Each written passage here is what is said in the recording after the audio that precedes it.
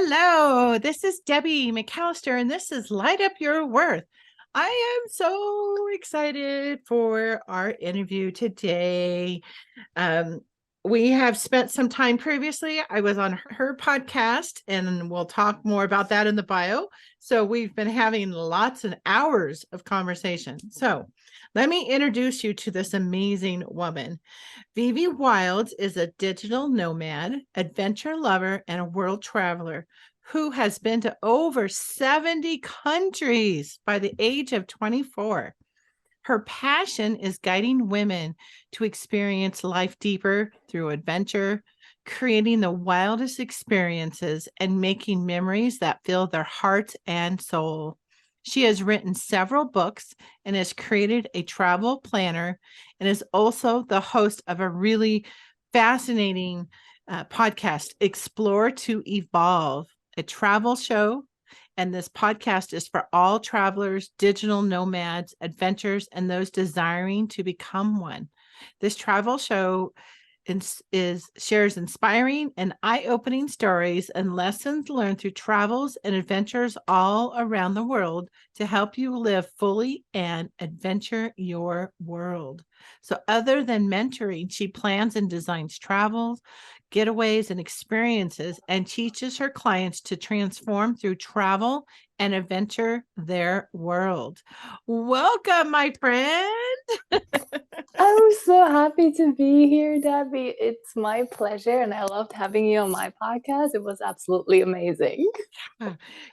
When we were talking in your podcast, I was just remembering these vivid memories and these experiences and the whole spiritual evolution that I was having that you talk about, explore to evolve, like how much it changed me. And so I am so fascinated to hear about how you've been to over 70 countries before you were 24. I mean, that's just such a spectacular way to begin, adulting, right? And Absolutely. life. And so please share with us how that all happened and Yeah, where absolutely. did it begin? So I think it began with my parents grew up in Eastern Germany in the time where they were very restricted, they weren't able to travel. And once the world opened up for them and they were able to travel, and a few years later I was born, well, we just started traveling so much, and I feel like I was born with the adventure in my blood. So by the age of 5, obviously I'm from Europe. It's pretty easy to travel within Europe. Where I'm from, you're in 20 minutes, you're in France, half an hour, you're in Switzerland. So Oh, you wow. can literally visit like Like us 3 or 4 crossing state lines. countries.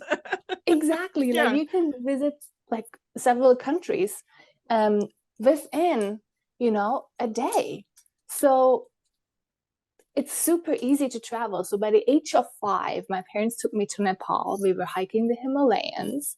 And then by age 6, we went to Peru and Bolivia. And from then it just started. So by the time I was 14, there was a show on TV. It was, I don't remember its name, but it was literally talking about all people that were doing exchange years and au pairs and the coolest thing. So I'm like, I want to do this, but you had to be 16 to do a full year. So I found an organization where you were able to go at the age of 14, only for a month, but I went to India for a month. I went to school there. I had the best time. And then at age 16, I went to Chile to spend an exchange year. And then it just was like, I want to see the world. I want to live everywhere. I want to experience everything. There's so much more out there. I want to learn everything. I want to do everything. So it just continued. And then when I was able to like travel more by myself, I literally just went and I just kept going. And I just looked at like, where do I want to go? Where can I learn something from the country, from the experience, from the people? And I just went. Oh my gosh. So I want to thank your parents, right? Like how adventurous of them to take this small child and travel. And knowing that they were teaching you things that you would never be able to learn in a traditional, environment of school, and give you those experiences. I mean, who Yeah. is so blessed to be able to do that? Wow. Absolutely. And actually, there is an Indian proverb that says, if you love your child, send them traveling. And I love it so much because I literally find it's the best explanation of you love someone, send them traveling because it's so hard and it's so challenging while you're in the moment. But you learn so much and you grow so much from the experience that I find it's like the best gift to give someone. Yeah. Yeah. You can't take back experiences of what you learn in each place. So how would you then explain or describe in from your perspective, evolving through travel, the immersion, what Mhm. does that look like from your perspective, and how has that changed as you grew up, and as you've matured into your life? Absolutely. So I find it's very important to distinguish between tourists and travelers, where travelers really want to immerse themselves into a country, right? Like you want to become almost one with the country. You want to really get to know the people. You want to get to know their lifestyle and their culture and see their habits and the things that they're doing. So, for example, when I was in India, I was like, take me to the temple. I want to do all things that you're doing. Explain me your culture, show me your culture, right? And then learning from that and observing and really trying to like mimic what they're doing. And there's so much growth in doing the things that other people are doing. And then sometimes the lesson comes later on, sometimes it comes in the moment. But as you know, just generally in life, the lesson doesn't always come right away, right? But That's the right. more we learn and the more we reflect, and we're like, oh my God, this is not working for me, or these people, a lot of the evolution for me comes from noticing where I'm not feeling 100% great in a place. Or when I feel, oh, these people are rude, or I hear judgments about a different country. And then really reflecting, well, is this really true? Or is this something I learned somewhere else and I'm reflecting? Or is it just something I have within me? And that's why I'm creating this experience. So it's a lot of like self reflection and looking really not just going out and seeing all the sights, even though this is great and I find so necessary and so beautiful, but really also looking what am I doing in this country, how am I behaving, and how am I feeling about it. Oh, those are great reflective questions. And I know that all of the listeners are, really growing and healing and on a personal development, spiritual journey. And, you know, being able to take those questions and see what those opportunities are, right? Because I think anybody who's traveled has known there's going to be bumps. Oh, yeah. And it's so parallel with spiritual growth, the bumps. So how do you take those bumps, and how do you, what are the things that you like, your tools, I guess, to use for yourself that helps you get through those bumps that you experience when you're out there traveling? Very good question.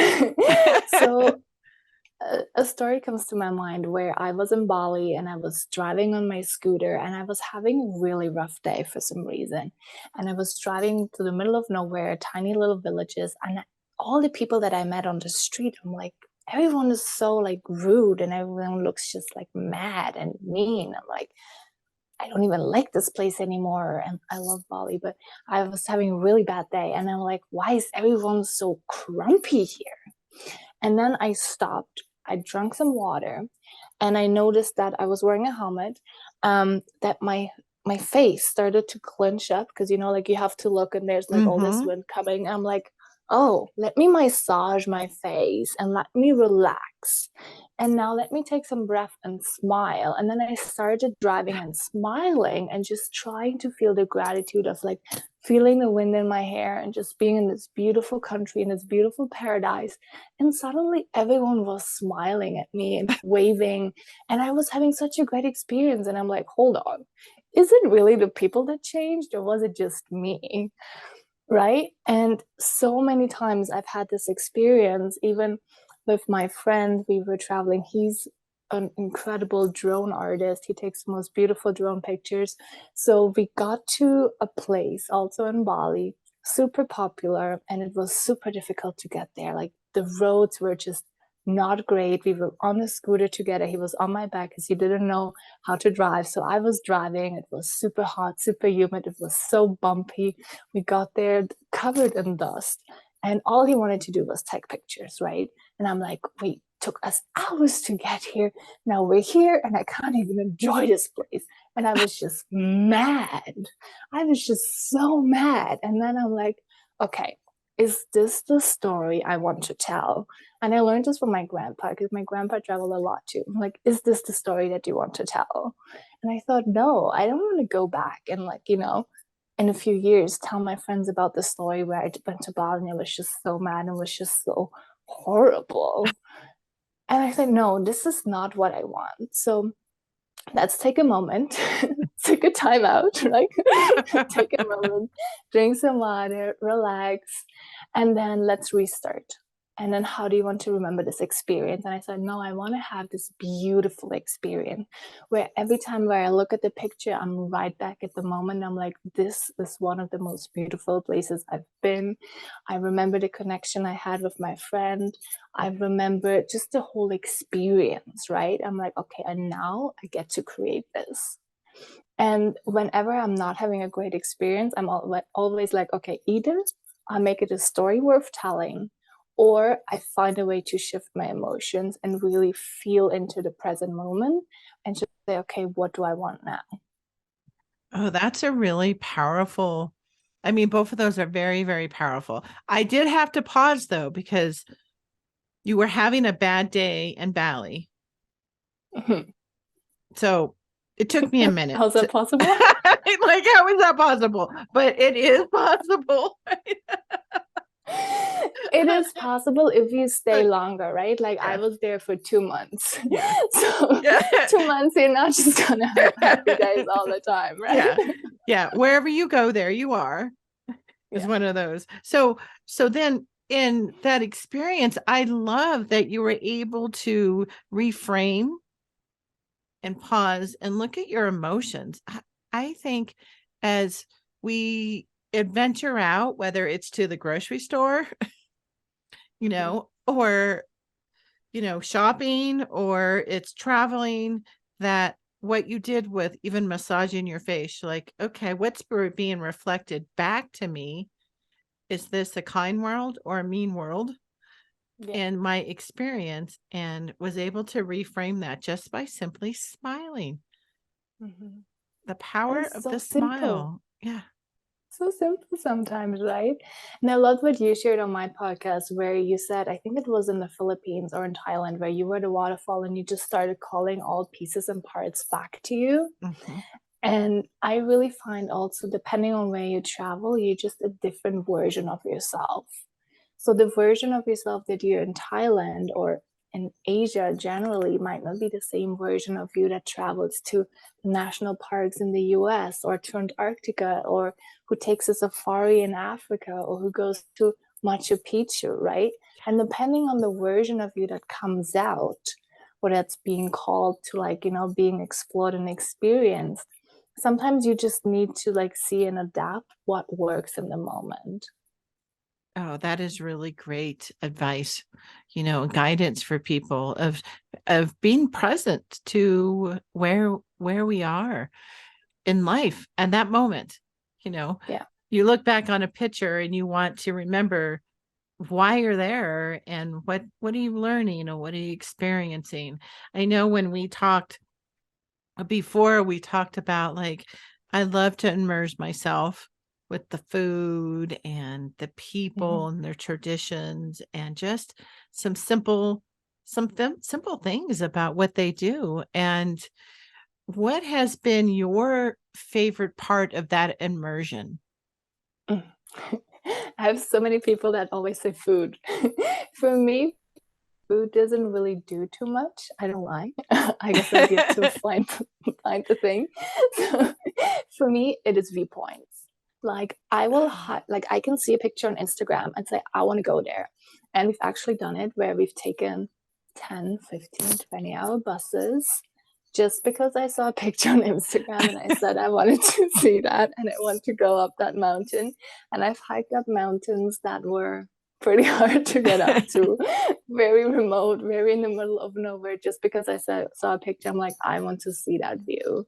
So for me, what really lights me up and what really brings out all these feelings is viewpoints. Oh, right. Yeah. But And there's a lot of people that love food. yeah. Yeah. Well, this isn't about those people though. I want to hear your viewpoint on what have you learned about yourself by immersing yourselves into these different cultures' viewpoints. Oh, I love that. I think so many things we could talk about this for hours. But one thing is obviously whenever you find something that you really want, whenever something really interests you, you can make it happen, no matter how hard it is, no matter how difficult it is, right? When we're in our comfortable home and we think about walking to the grocery store when it's cold and rainy, we're like, oh no, let's wait till tomorrow, right? But while we're traveling, we're like, no, I'm going to do this. No matter the conditions, no matter what's happening, I want to do this now because I want to have the experience. So just the perspective between doing things at home where we like literally most of the time strive for comfort versus when we're traveling, we're just like, let's go out, let's go live life, let's go experience. Like you put me somewhere else and it just brings out the aliveness. Yeah. And I think I did not answer your question. Yeah, but you have a really good point there. You really get out of your comfort zone when you're traveling. Yeah. Like you'll do things just because you're like, well, am I ever going to come back here? Or absolutely. That's the point, right? Like at home, you have like, you can live in a place for 6 months and there's still 10 places you haven't visited. Because you're like, oh, I'll do it tomorrow. I'll do it next week. I'll do it when it's sunny. I'll do it, whenever. When my friend comes to visit, when my dog feels happier, whatever. But you're traveling. You're like, no, I only have that much time. And even if you have a couple of months or a couple of weeks, you're like, no, I want to go see this. And if I'm not going to make it happen now, I might not get the chance to in a long while, right? Like you can always come back, but also the world is so big. So take advantage now. So I think what I've learned, that's what your question was, what I've learned about myself is that there's so much more to who we are than what we know. I think that's the biggest piece. Oh, tell me more about that. Yeah, so when I go to Southeast Asia, I really feel this like deep spiritual connection, like more than probably in any other place. But it's a very funny story. My parents weren't supposed to have kids. Doctor told my mom, probably not gonna happen, sorry, but gonna be a long journey. So my parents went to Sri Lanka, they hiked up this mountain, and my dad gave an offering to the gods. Shortly after, there was me. So I don't nice. know how. I don't know how it happened. The gods made it happen. But it's so funny because when I go to these places, like to India, for example, since a very young age, I felt this like deep connection and belonging of like, this is my home and this is my place and I love this, even though I wasn't born there, I didn't live there for like a very extended period of time, but I just feel it's part of me. So my Indian version or even my Nepali version is very, very different than my Mexican version. So I lived in Mexico for a year. I speak Spanish fluently, and the version of who I am is completely different. Like I'm more extroverted, I'm more like talkative, I'm more outgoing, I'm more like, oh well, if I'm a little bit late, I'll be a little bit late. It's a completely different version than like the Southeast Asian version. She's more like not conservative, but very considerate. She's very culturally appropriate. She's like not going against the rules. And I'm always like, this is the rule, but that doesn't make sense, you know? So it's so funny that like you kind of culturally adapt if if you want to immerse yourself into a country, Mhm. and you kind of become part of it. Do you know what I mean? Yes. Yes, I Yeah. do. I do. I remember when I went to France and we were in Paris at this point, and I think it was like within the first couple hours they sell like there's a lot of street vendors, I guess is that the name for them, Mhm. all over Paris. And they had so many offerings of like scarves, right? And so I bought multiple scarves because I was looking around. I'm like, the women all wear scarves here.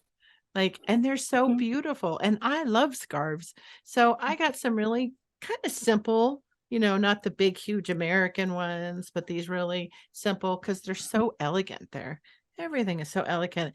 And I found even as I put myself together, like I would find myself like, oh, look how they do their makeup is a little different, their lipstick, their eyes. And so I remember being in our hotel room. I was traveling with my friend Sammy, Samantha, and we just kind of, like she stayed who she was, right? And I was Mhm. like, oh, more of the integration, my shoes, everything. And she had a whole different experience there when we went out.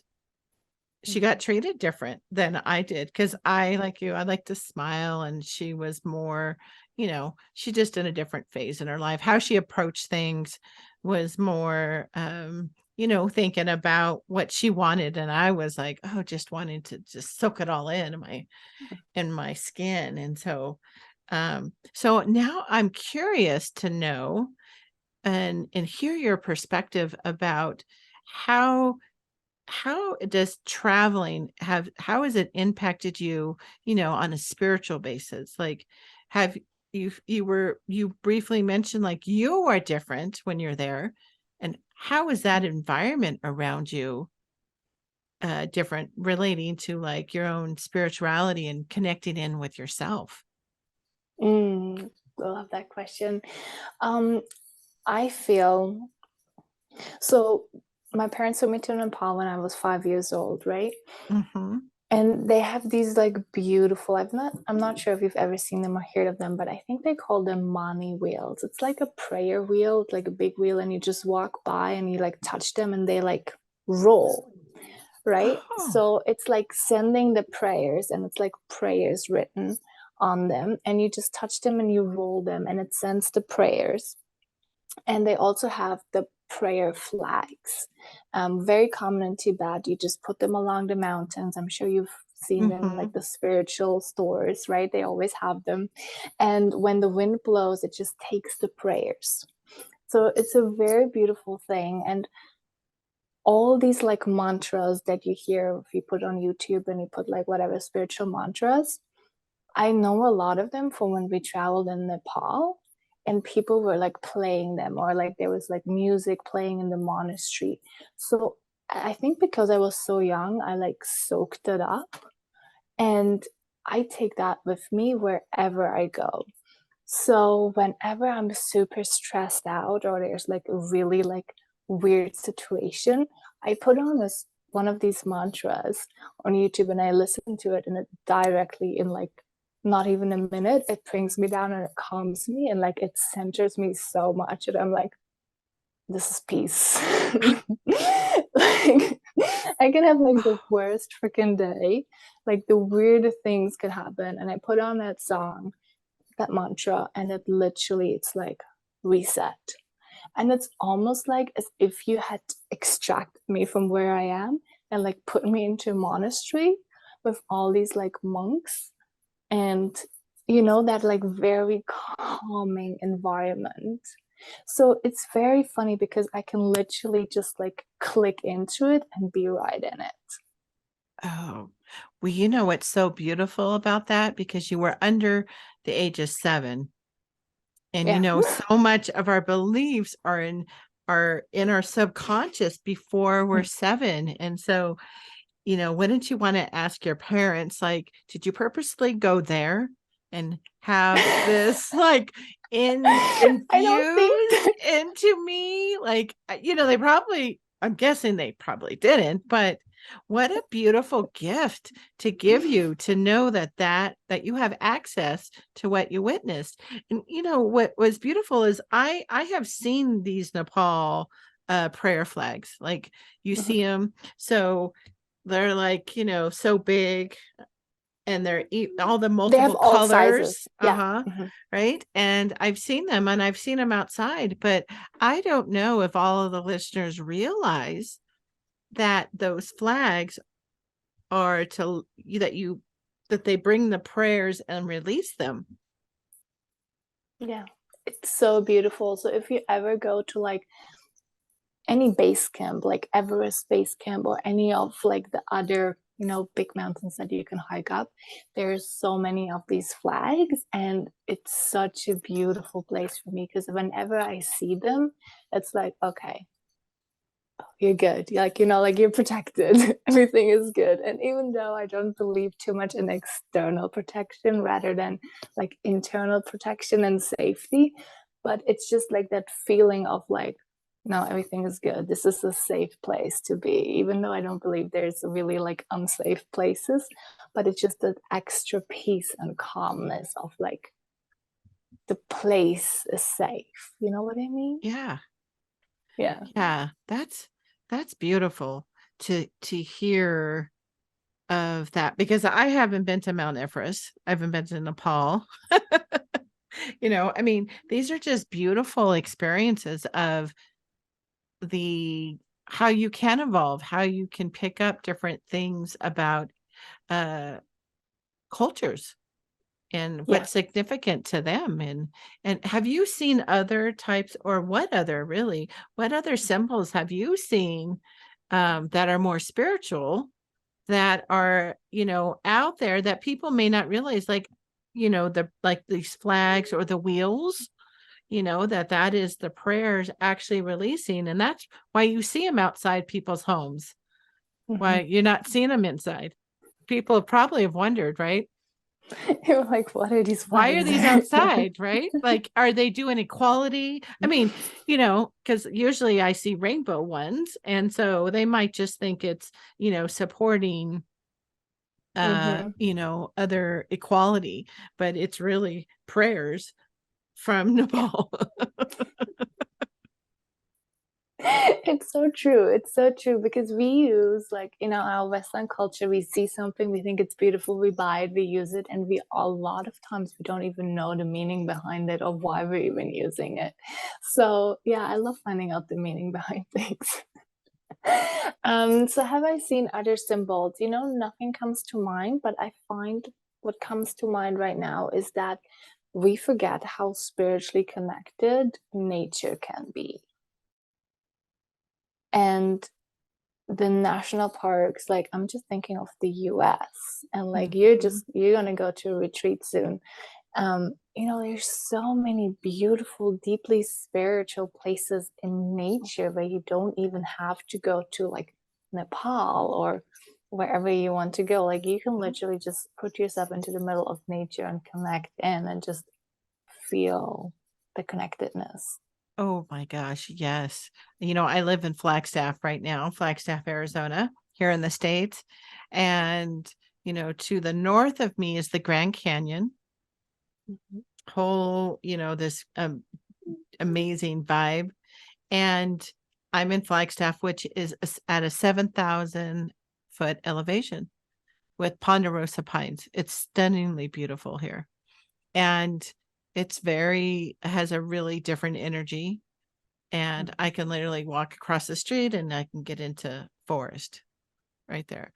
And you go less than an hour away and you're in Sedona, which is an energy vortex, Yeah. famously, that has how many visitors a year now. And I'm in Arizona. I'm not even 2 hours away. Yeah. I love that area of the US because you can literally just drive a few minutes and there's so many national parks, there's so many beautiful like places to be and places to explore. So you're in Yeah, a beautiful area. it is. You know, one of the highways too to get from Flagstaff, I have family in Pocatello, Idaho. And so coming down towards the end of Utah, that part of the country too, on 89A, I think it is. It's a smaller highway, it's not an interstate. Oh my gosh. Like the beauty that you see, it is so spectacular. I always have to plan where I can stop, like you're talking about, like, where you can stop and just feel the energy of it, Mhm. and connecting in to what that energy feels like outside. So we started to talk about national parks too, Yeah. and so have you explored a lot of our national parks and I've been to some, like especially in that area where you are. Mhm. And obviously I'm not gonna come up with all of the names now. Yeah. Oh, no, no, no. But Yeah, it's quite an extensive list. so we did a whole tour from San Diego to LA, Las Vegas, and then the national parks that are out there like Valley of Fire, Red Rock Canyon. We went to Zion National Park, Mhm. Monument Valley, and there's a different one that I can't come up with, and two other ones in Grand Canyon. And there's so many like beautiful places just in that area where like within like a 2 week road trip kind of circle. Yeah. So much to see and so much to explore. And we also did a road trip all the way from where I am in Ottawa to Las Vegas. So it's, I think, 4,000 kilometers. Don't ask me how many miles that is. But it's like a 4 day drive, continuous driving. Like you're literally driving, think Chicago to Las Vegas. Like you're literally crossing the US. And we stopped in like so many beautiful places there, like so many beautiful national parks. Yeah. It's it's amazing how you can connect it with nature and how nature is so connected to our own evolution, our own spiritual being mindness. And do you find yourself wanting to do some spiritual practices when you're when you're stopped and you're observing this amazing beauty in nature? Very good question. Now that I'm thinking about it, I don't think I've done it too much because most of the time, now that you're saying,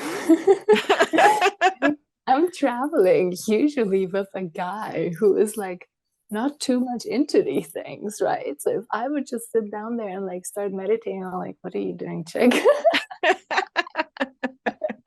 um, no, but I find I don't necessarily need to do that in these places. I just feel like by observing the place and feeling into the place and then taking the pictures that I want to take and just being it and soaking it up, Mhm. for me, that like literally fills my cup. So I don't have the urge, so to say, to like do any like specific spiritual practices. For me, it's really just soaking up the energy of the place and being present and really feeling and experiencing what it means to be in this place.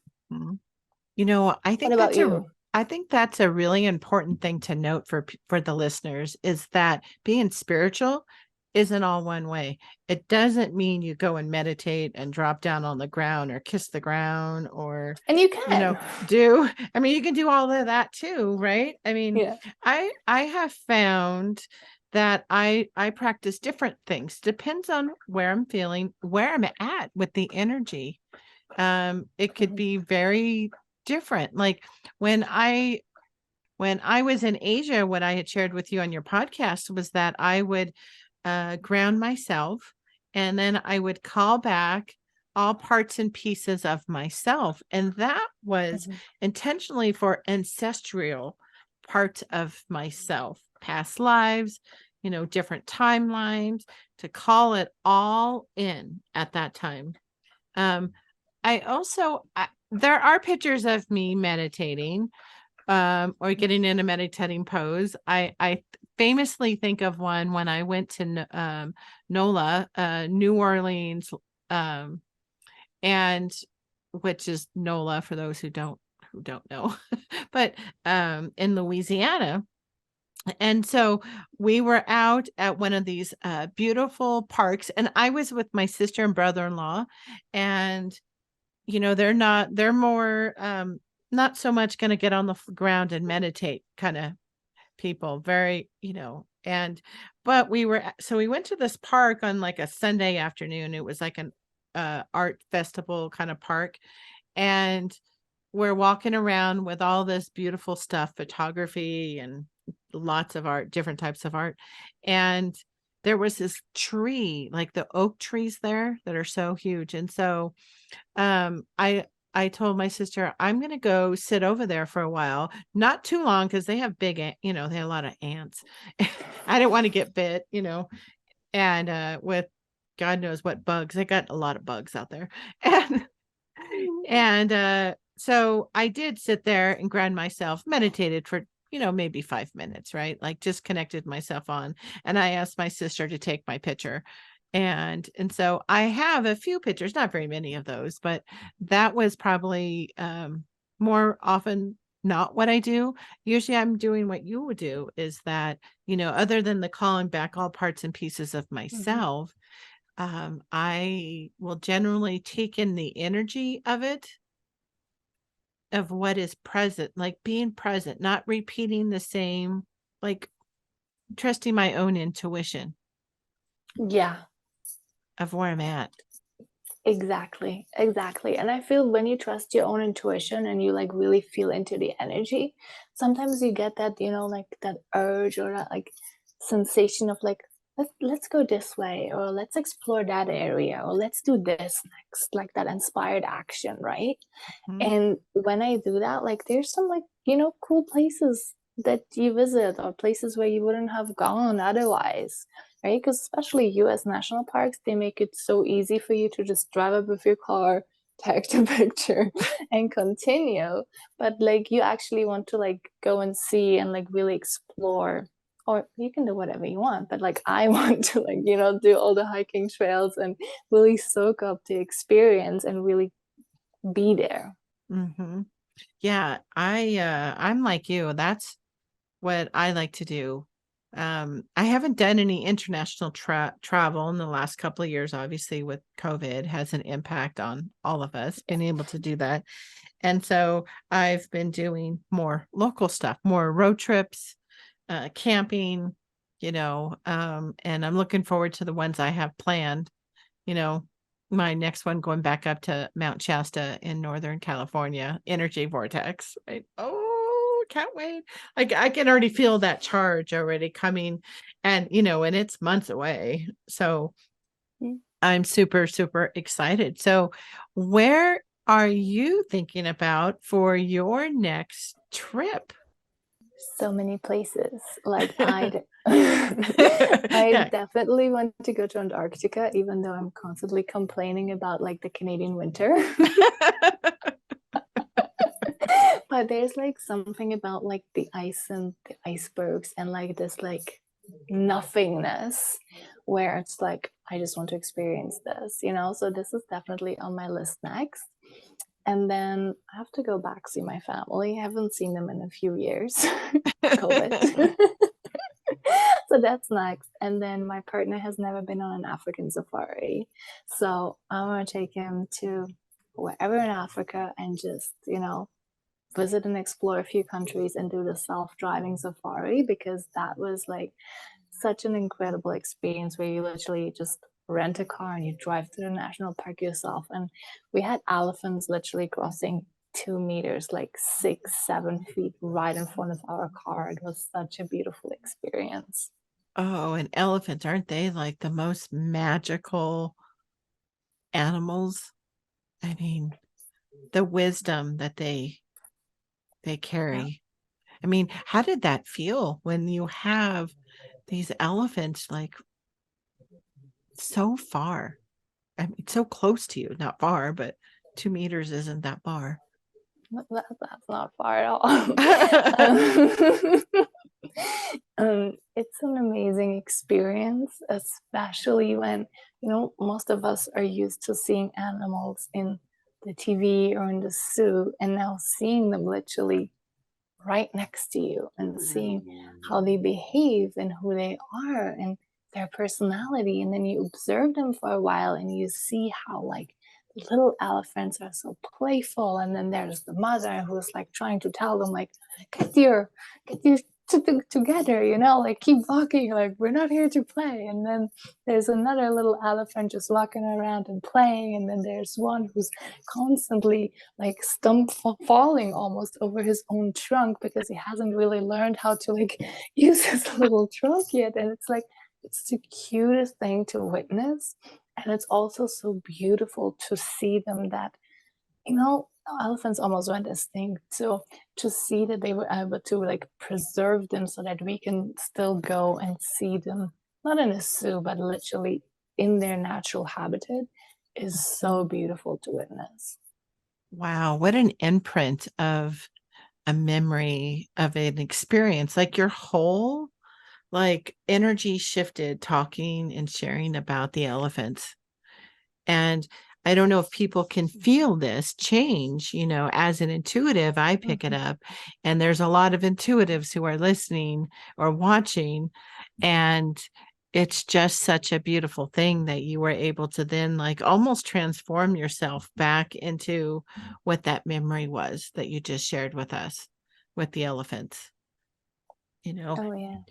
do you find have you found any connection like when you were there and you were witnessing this, moment of, an elephant not quite knowing what to do with that trunk yet? I mean, that is just got to be like an infant learning how to walk, right? Like, Yeah. Same thing. And it's so cute, right? And it's funny because these tiny little elephants are like taller than me, almost the same as our tiny little whatever Kia, whatever it was that we rented, same size. And he's not even a year old. So it's just so beautiful to see that. yeah. Yeah. Now, when you've been back there, did you witness like the great, the migration, which they've been talking about, like that we really need to focus on because of all of the animals and all the building and growth and civilization. So was that the tour that you're hoping to bring him along So that to? that is the tour I want to bring them along to, and because you can do safaris from all kinds of different angles, right? Like you can do it with a guided safari tour, you can do it with your own car, you can do it on a river, which gives you a completely different point of view, and you can also do it from an airplane or helicopter. So like all different angles, right? And all of them are like special in itself. And the way you see the animal and experience and witness the nature and the animals in the park and all the things is completely different depending from where you look at them. Oh my gosh, that's amazing. I follow a elephant rescue Mhm. that's in Africa. Where they go and find them and rehab them. And then they have, as the elephants are there, smaller usually come in and Mhm. they save them, they bring them back to health, and then they go out and then eventually they leave. But they're there for a period of time. And the older elephants, the wise elephants, the wise women elephants are mentoring the other elephants. And I found that that is like, talk about how spiritual that is. Just Mhm. seeing that, how one can be mentored by others who know more uh, than we might at this given moment, and how important that is. Oh yeah, and have you seen these from these elephant rescues where the elephants get released and then sometimes they keep on coming back or they recognize like the person that raised them? And I'm like, wow, like for that elephant to recognize that human being who raised them, like how beautiful is that? Yeah.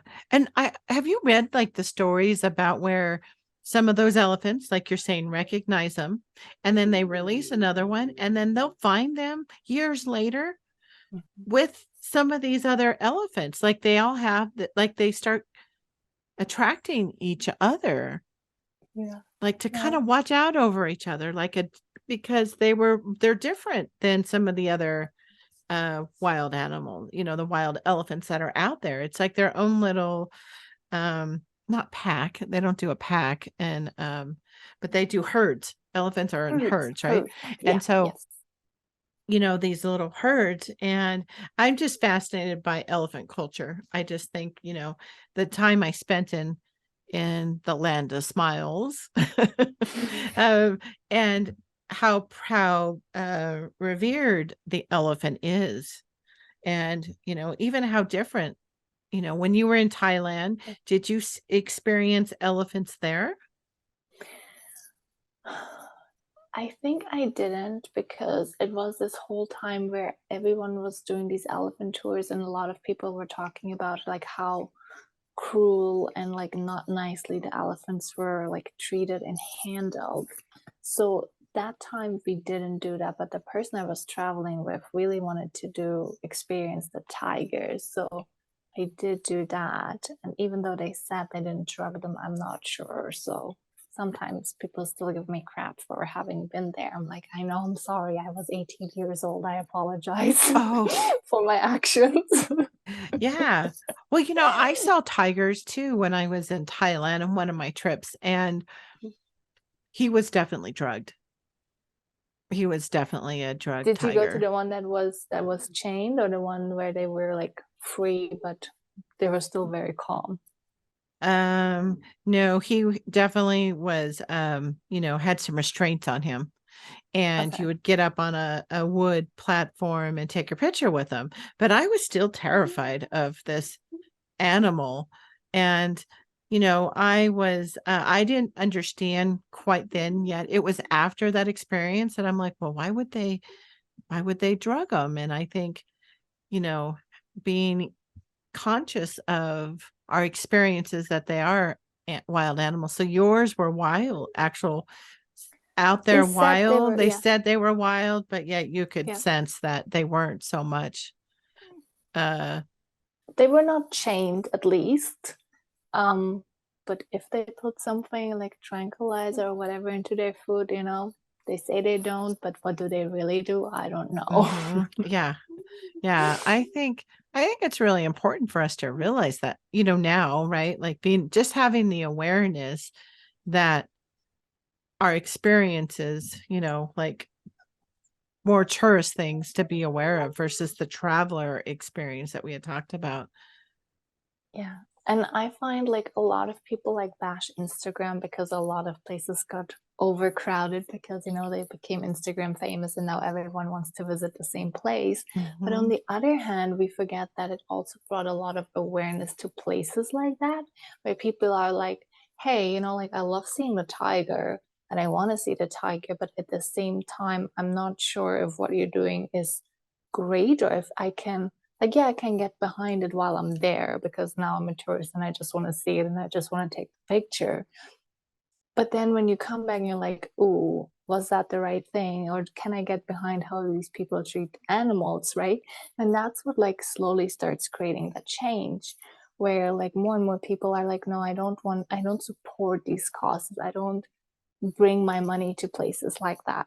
So these organizations can now, instead of saying, okay, we're doing like the cheapest thing possible, we just drug the tiger, come and take your picture, create different, more conscious, more healthy experiences for the traveler and the tourists and the animals. And that's something very beautiful.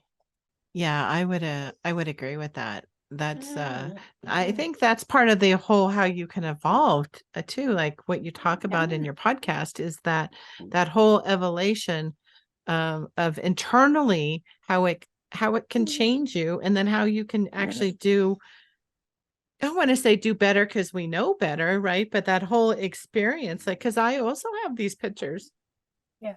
and of this place in Pattaya, Thailand, is where I was at when I saw the tigers. but that town also has some struggles, right? Like there's a lot of, other stuff there too. So, but so this has just been so beautiful. I would love to have people know how can they find you?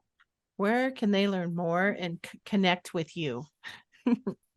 Yeah, so I hang out on Instagram most of the time. So it's at Vivi Wilds or at my podcast. They can listen to our episode where you're sharing about your experiences in Thailand and the Philippines and the experience that you have when you flew to Japan with the tsunami, which is an incredible experience. I recommend to everyone to listen to that episode.